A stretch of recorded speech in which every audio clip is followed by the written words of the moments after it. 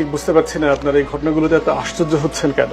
বাংলাদেশের ইতিহাসের পরতে পরতে এই ধরনের ঘটনা ঘটে গেছে। ৭১-এর ইতিহাস দেখেন, বাংলাদেশে ৭১ সালের যুদ্ধে বড় বড় গণহত্যাগুলো যেগুলো হয়েছে, পার্টিকুলারলি বিহারি কলোনিগুলোতে, আমরা যুদ্ধের পরে দেখেছি, দেখবেন কিছু বিখ্যাত ছবি আছে, কাদের সিদ্দিকী বেনেট দিয়ে কিছু রাজাকারকে পল্টন ময়দানে খুঁচিয়ে খুঁচিয়ে হত্যা করছে। এই ধরনের ঘটনা এসছে। আপনার রিসেন্ট মেমোরিতে দেখেন, লাস্ট বিএনপি সরকার যখন বিদায় নেয় ২৮ অক্টোবর ২০০৬, ২১ অথবা ২৮ জনকে কিভাবে সাপ পিটিয়ে মারবার মতো রাস্তায় লগি বৈঠা দিয়ে মারা হয়েছে। 7 মার্ডারের কথা জানি আমরা।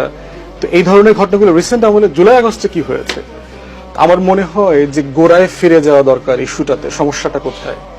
ঘোষণাপত্রে কেমন বাংলাদেশের আকাঙ্ক্ষার কথা বলা হয়েছিল, বলা হয়েছে রিপাবলিক একটা তৈরি করব, আমরা স্বাধীন রিপাবলিক, জনগণের রাষ্ট্র করব। বাংলাদেশের কোন সরকার কি কখনো বোঝানোর চেষ্টা করেছে জনগণকে যে তোমার এই রাষ্ট্রে মালিকানা আছে? আমার দেশের কৃষক, আমার দেশের মজুর, আমার দেশের জেলে, আমার দেশের বস্তির মানুষ, অশিক্ষিত মানুষ, সে কি বোঝে যে এই বাংলাদেশের কেকের একটা অংশের মালিক সে? কেউ তো বোঝায় নাই। না বোঝানোর কারণে যেটা হয়েছে যে বাংলাদেশ রাষ্ট্রটা তো রিপাবলিক হয়ে ওঠে নাই। এখানে সম্পর্কটা রাজনৈতিক দলের সাথে এখনো রাজা প্রজার সম্পর্ক। এখনো দেখবেন রাজনৈতিক নেতাকর্মী নাই, কর্মচারী আছে, চাকর বাকর আছে। ভোট বিক্রি হয় এই সময়টাতে ৫০০ টাকায়, ১০০০ টাকায়, ফুসপানি, বিড়ি, সিগারেট, পান, অটোর ভাড়া দিতে হয়। আমি যেহেতু বাংলাদেশে বিভিন্ন জেলাতে সফর করি, আমি নির্বাচিত প্রতিনিধিদেরকে জিজ্ঞেস করেছি যে আপনারা যদি শুধু জানিয়ে দেন যে আপনি নির্বাচনে দাঁড়াচ্ছেন, কাউকে টাকা দেবেন না, কাউকে অটো পাঠাবেন না, কোনো খরচ করবেন না, ফুসপানি খাওয়াবেন না, নিজ দায়িত্বে পকেটের টাকা খরচ করে কতজন মানুষ আপনার এলাকায় ভোট দিতে আসবে? অধিকাংশ লোক বলেছে যে ৫ থেকে ৭% বেশি লোক আসবে না। শহর অঞ্চলগুলোতে হয়তো, ঢাকা সিটিতে হয়তো এটা ২০% হবে। তাহলে ৫০ বছরে আমার ৩টা প্রজন্ম চলে গেছে। আপনি কি এই প্রজন্মকে এখনো নাগরিক বানাইতে পারলেন না? রিপাবলিক মানে কি ছিল? যে আপনি স্বাধীনতার ঘোষণাপত্রে প্রতিজ্ঞা করেছিলেন যে রাষ্ট্রটা কিভাবে চলবে, সাম্য, মানবিক মর্যাদা, সামাজিক সুবিচারের কথা বলা ছিল, সেটা কোথায়?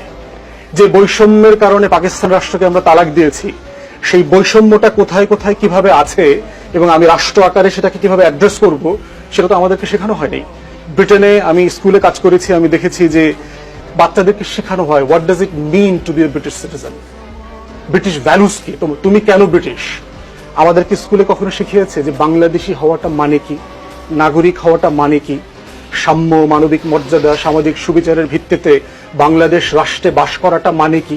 শেখায় নাই তো আমাদেরকে। তাহলে যে মূল্যবোধটা দরকার ছিল আমাদের রাষ্ট্রের শিক্ষা ব্যবস্থার মধ্য দিয়ে, পলিটিক্যাল কালচারের মধ্য দিয়ে, সেই মূল্যবোধটা আমরা দেখি নাই।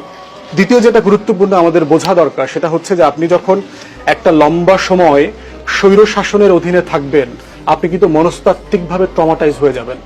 আপনি যেহেতু নিউজ অ্যাঙ্কার, আপনি বুঝবেন যে নর্থ কোরিয়াতে দেখবেন যে নিউজ রিডার যে খবর পড়ে, তাকে কিন্তু কার্টুনের মতো লাগে। দেখবেন প্রশংসা করতে করতে রাজার সামনে যা করছে। অথবা দেখবেন কিম জং উন যখন হেঁটে যাচ্ছে, যখন এই যে ফুল দিয়ে তাকে ওয়েলকাম করছে, আপনি বুঝতে পারবেন যে তারা কার্টুন হয়ে গেছে, কারণ তারা রোবট সোফিয়া হয়ে গেছে। এক একটা রাষ্ট্র এদেরকে দাসত্বে পরিণত করেছে। তো গত 53 বছরে তো আমি এই রিপাবলিকে নাগরিক হইতে দেখলাম না কাউকে। কোন রাজনৈতিক দলকে তো বলে নাই যে এই রাষ্ট্রের আমি মালিক না, তুমি মালিক। তো এই বাস্তবতায় 16 বছরের ট্রমা, কারণ আপনি শুধু বড়ই হয়েছেন নির্যাতন দেখে।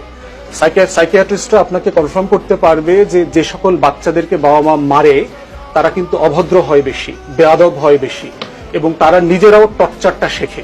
ডোমেস্টিক ভায়োলেন্সের রিসার্চ যারা করেছে, তারা বলেছে যে যারা বাসায় ডোমেস্টিক ভায়োলেন্স চর্চা করে, তারা জীবনের কোনো না কোনো ফর্মে ডোমেস্টিক ভায়োলেন্সের শিকার হয়েছে। তো এই রাষ্ট্রে তো আমরা টর্চারের শিকার হয়েছি গত 16 বছর। আমি কথা বলতে পারি নাই, আমি প্রতিবাদ করতে পারি নাই, থট পুলিশিং করা হয়েছে যে আমি চিন্তা করলে গুনাহ হয় কিনা, র‍্যাব চলে আসছে কিনা, বাসায় মেহমান আসছে টকটক করে, আপনি আটকে উঠছেন যে পুলিশ আসছে কিনা। আসলো, নিয়ে গেল, কোথায় নিবে, লাশ খুঁজে পাবেন, জানাজা হবে, দাফন হয়েছে।